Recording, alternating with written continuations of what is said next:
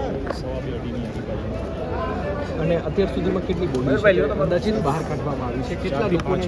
4 થી 5 ખાસ કરીને હવે કયા પ્રકારની કાર્યવાહી છે તે કરવામાં આવી શકે તેમ છે પોલીસ દ્વારા જોવામાં આવશે કે કેવા કારણસર આગ લાગી છે, એના ઉપરથી આગળ કાર્યવાહી.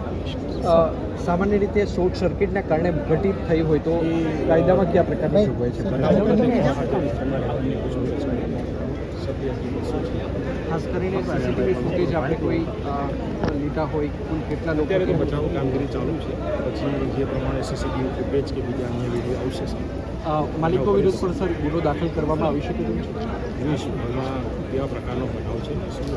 સર કોઈ નામ સામે સર કોઈ નામ સામે માલિકોના સંચાલકના, કારણ કે આવડું મોટું ગેમ ઝોન અત્યારે પહેલી પ્રાથમિકતા આપણી બચાવ માટેની હતી અને અત્યારે જે છે એ અંદર કદાચ કોઈ એને પહેલી પ્રાથમિકતા આપી છે. બાકીની આગળની તપાસ અત્યારે કેટલા પોટેન્શિયલ બાકી છે, લોકો છે બહાર કાઢવાના કેટલા બાકી છે એવું તો ખબર નથી, પણ ફાયર બ્રિગેડ રહી છે અને અંદર તપાસ કરી, કારણ કે બધું જે કાટમાળ છે બધું આગના કારણે નમી ગયેલ છે, ઉપરની એંગલો છે એટલે થોડીક કામગીરીમાં પણ થોડીક વાર થઈ રહી છે.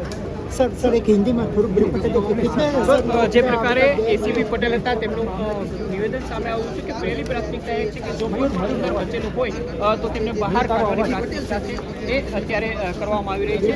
બીજી સૌથી મોટી વાત એમને એ કહી છે કે બપોરના 2 વાગ્યા સુધી સૌથી પહેલા લગભગ સવારના 11:30 વાગે જે ગેમ રમતા બાળકો હતા એમનો વિડીયો સંદેશ ન્યૂઝ ઉપર વિડીયો ટીઆરપી ગેમ ઝોન કે કઈ રીતે આખું ગેમ ઝોન ત્યાં કાર્યરત હતું. ત્યારબાદ લગભગ 2 કલાક બાદ અહીંયા આગ લાગવાની ઘટના ઘટી છે અને સૌથી મોટી રાજકોટના છેલ્લા 2 દાયકાના ઇતિહાસની સૌથી મોટી